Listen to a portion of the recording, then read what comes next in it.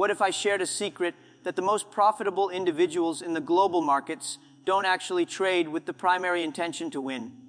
It sounds counterintuitive, yet the elite traders across the globe consciously train themselves to think like losers. They do not spend their days fantasizing about luxury cars or chasing impossible win rates, and they certainly do not spend their weekends tallying up how many trades they got right.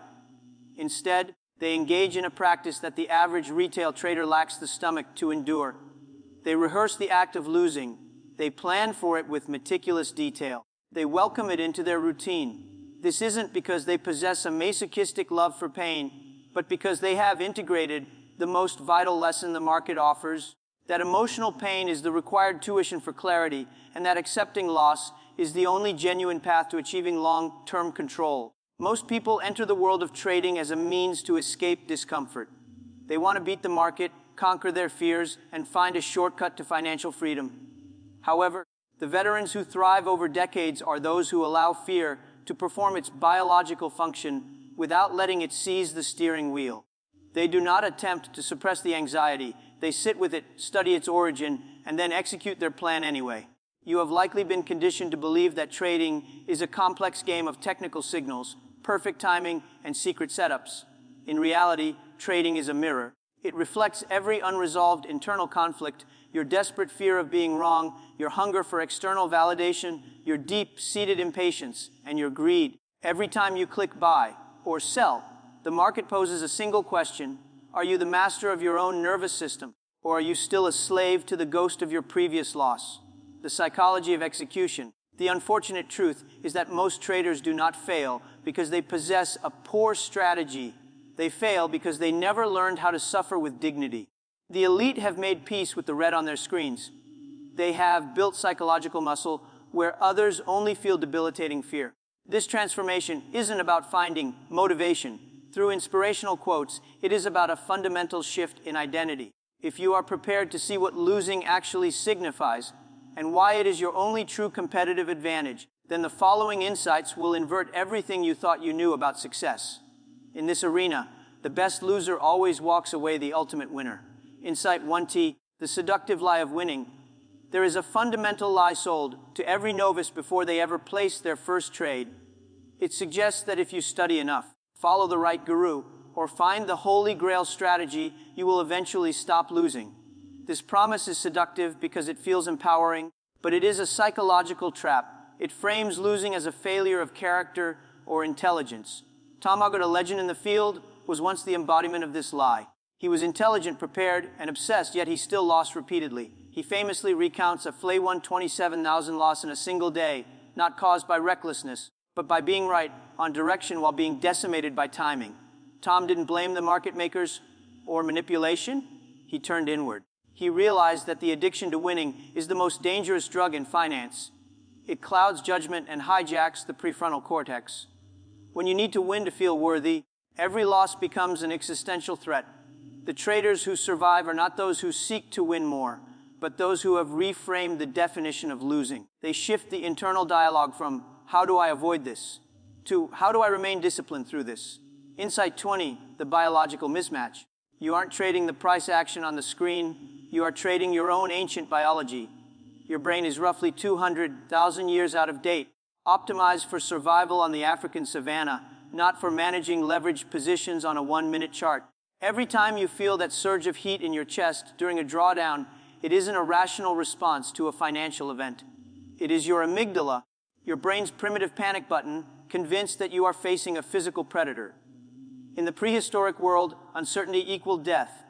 In the modern market, uncertainty is simply the cost of doing business. Tom once measured his physiological responses during active sessions. His resting heart rate of 65 BPM would skyrocket to 138 BPM during a losing trade. His body literally reacted as if it were being hunted. It is nearly impossible to remain a rational strategist when your heart rate has doubled and your system is flooded with cortisol. Most traders lose because they are fighting a war against their own DNA without even realizing it. Furthermore, Tom noted that those from unstable backgrounds often have pre-programmed amygdalas that overreact to market volatility, leading to a 73% higher likelihood of exiting trades prematurely due to perceived trauma. Insight 3, the trauma of the first big loss.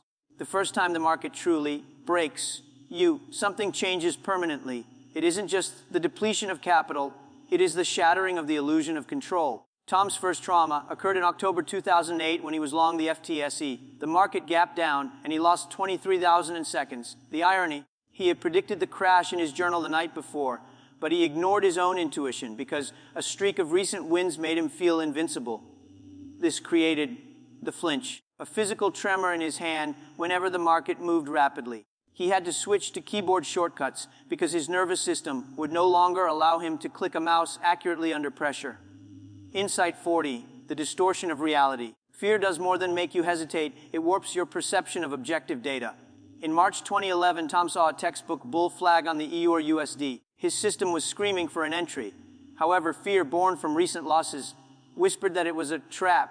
He sat on his hands as the pair moved 200 pips in his favor. When he checked his historical data, he realized he had taken that exact setup 14 times before with an 80% success rate. Fear had caused him to forget his own edge. He eventually started filming his face while trading, discovering that his pupils dilated and his breathing became shallow during stress. He was literally a different person under the influence of fear. Insight 5, the emotional circuit breaker. To combat this, Tom developed the 60-second reset. When the pressure becomes unbearable, he stands up and announces his stupidity out loud. This auditory cue breaks the emotional loop. He even installed a literal delay on his platform, forcing a 1-minute pause before any order could be executed. In that minute, he asks if the trade is born of strategy or ego. This simple mechanical barrier has saved him over 500,000 in impulsive revenge trades. Insight 60, the spiral of revenge. Revenge trading is the ultimate manifestation of the winning addiction. It usually begins after a perfect setup fails by a single pip. In December 2012, Tom lost an 8,000 on such a trade. Enraged, he tripled his position size to get back what was his. 6 hours later, 62,000 had evaporated. An entire year of disciplined work destroyed by one afternoon of ego. He eventually created a wall of shame, featuring screenshots of his worst emotional failures, to serve as a constant reminder that the market does not owe him an apology. Insight 7, the validation trap. Many amateurs are actually trading for social likes rather than dollars. Tom recalls a phase where he posted every win on Facebook. The dopamine hit from the comments was more addictive than the profit. However, he eventually realized he was taking trades specifically because they would look good online, even holding losing positions too long to avoid the embarrassment of posting a loss. He only found peace when his mentor asked, "Would you still trade if no one ever knew your results?" Insight 80, becoming a professional loser. The best loser wins isn't just a catchy phrase, it's a methodology. Tom practiced loss therapy, where he would deliberately blow up small accounts to desensitize his nervous system. By the end of this exercise, his recovery time from a real loss dropped from 4 days to 30 minutes. He realized that professional athletes and Navy SEALs all rehearse failure. Only traders expect to perform at an elite level without ever practicing the downside. Insight 99, the power of simulation. Tom's war room simulations are legendary. He would spend months replaying historical data, one candle at a time, feeling the fake fear of a margin call to build psychological calluses. He tracked 10,000 simulated trades, proving that his emotional stability in live markets was directly correlated to the hours spent in simulation. This allowed him to map his specific triggers, such as getting angry at certain price patterns, before they could cost him real capital. Insight Hyundai, the identity detox. The most profound shift occurs when you stop saying, "I am losing," and start saying, "The system is experiencing a drawdown." Tom even changed his passwords to "process not profit" to reinforce this detachment. He threw away his TR1 license plate and logo, branded clothing. He realized that his best days were those where he felt absolutely nothing, no joy in the win, no sorrow in the loss. He was simply a data processor.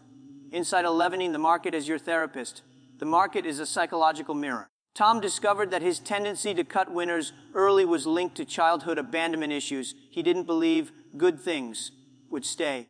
He eventually hired a therapist to work through these personal traumas, realizing that his P&L was just a reflection of his mental health. Once he addressed the why behind his impulses, his average reward to risk ratio doubled. Insight 120, the forensic journal.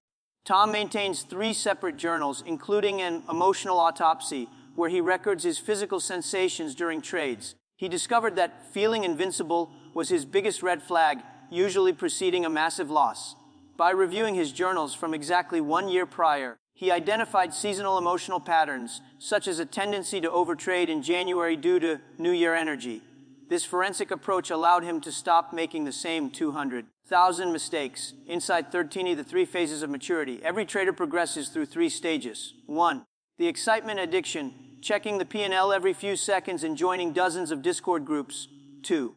The dark night of the soul, realizing you are a gambler and nearly quitting in despair.